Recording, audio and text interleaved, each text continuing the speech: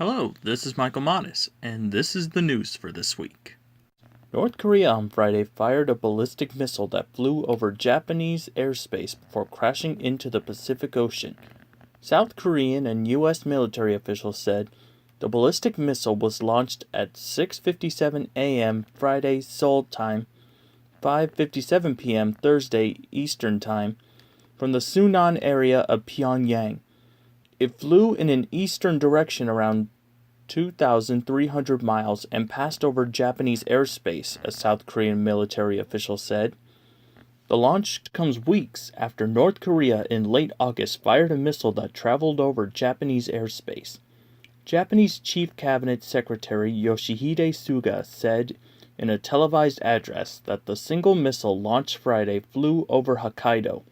There were no reports of any objects falling in Japanese territory or any other damage, Suga said. We as a nation simply cannot accept these repeated provocative acts by North Korea, and we have lodged our firm protest, and while communicating the strong anger from the Japanese public, we expressed our condemnation using the strongest of terms, Suga said. He said the missile landed around 1,242 miles east of Cape Erimo.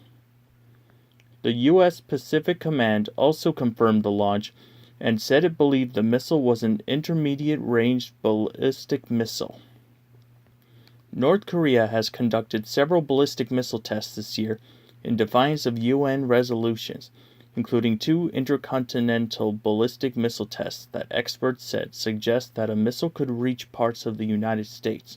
North Korea earlier this month conducted its 6th nuclear test. The news of the new launch came after 3 military officials told NBC News that North Korea may have been preparing to test an intercontinental ballistic missile in the coming days, defying sanctions imposed by the United Nations this week. In the previous 72 hours, U.S. intelligence had observed North Korea moving mobile missile launchers and preparing sites that had been used for previous launches, according to the officials, who requested anonymity. The activity was a strong indication that North Korea's ballistic missile program is proceeding on its internal schedule, and the country's leader Kim Jong-un is unfazed by the international condemnation of country's September 3rd nuclear test. Last week, the Trump administration proposed crippling sanctions on North Korea in response to Kim's underground test of a nuclear device that North Korea claimed was a powerful hydrogen bomb. However, Nikki Haley, the U.S. ambassador to the United Nations, was forced to water down her proposal to win the support of Russia and China. After the Security Council adopted the sanctions with a unanimous vote, Trump officials heralded them as the toughest international action approved by the United Nations to date, while expressing some doubts that they would persuade Kim to stop his pursuit of nuclear weapons with an intercontinental ballistic missile. The resolution, quote-unquote, does continue to send a consistent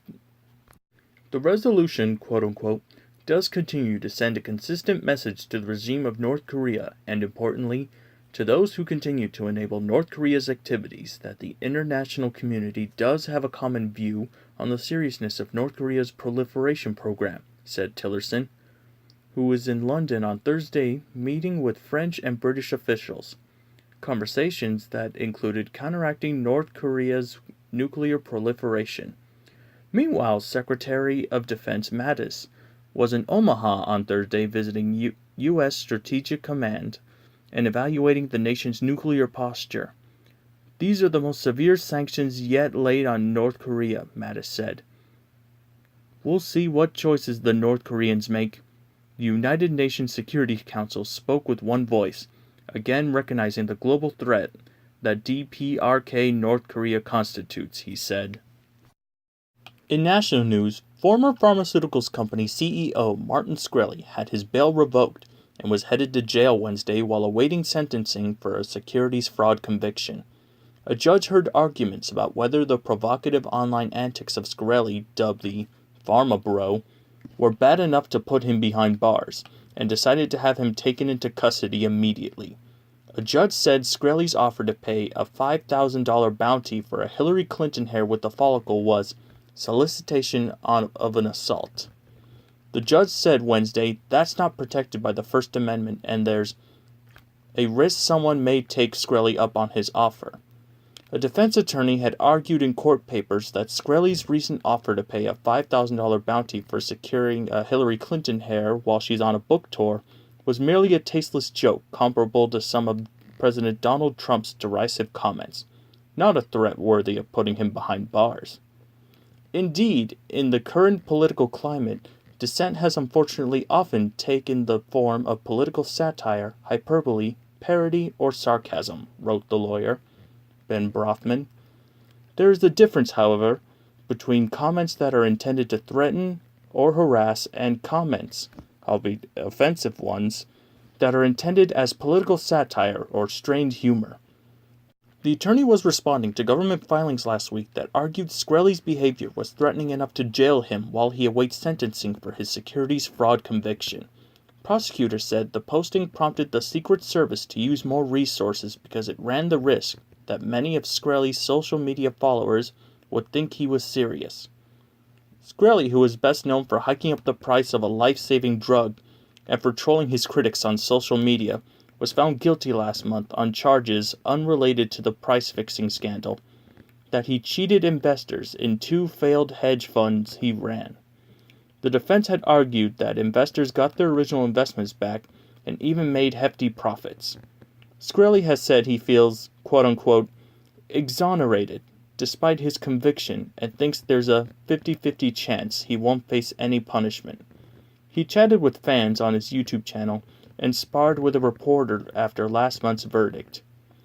In sum and substance, he said, I feel exonerated. In local news, South Padre Island will be celebrating 40 years of sea turtle conservation with the Tortuga Festival, which is being held to raise money for Sea Turtle Incorporated. As work continues on the $6 million state-of-the-art new Sea Turtle Incorporated facility a couple miles away from the community will gather to raise money and enjoy a special evening. Saturday night, Sea Turtle Incorporated will hold its Fiesta de la Tortuga, and Executive Director Jeff George is ready. This is a celebration. You are ready to move into our new facility, George said. It's been a difficult summer with hurricanes and hot weather. George said he hopes the community comes out and enjoys the island and beach and night celebrating sea turtles. Typically, the event draws about 200, but a move to Schlitterbahn Resort will allow more. That facility can accommodate as many as 400 people. George also is thrilled to announce all proceeds from the event will be matched through an anonymous Texas family. That means almost every $40 ticket will become $80 going to new Sea Turtle Incorporated facility. So far, Sea Turtle Incorporated has raised $4.5 million of the total $6 million project. George said this weekend's events will go a long way into adding to the total raise.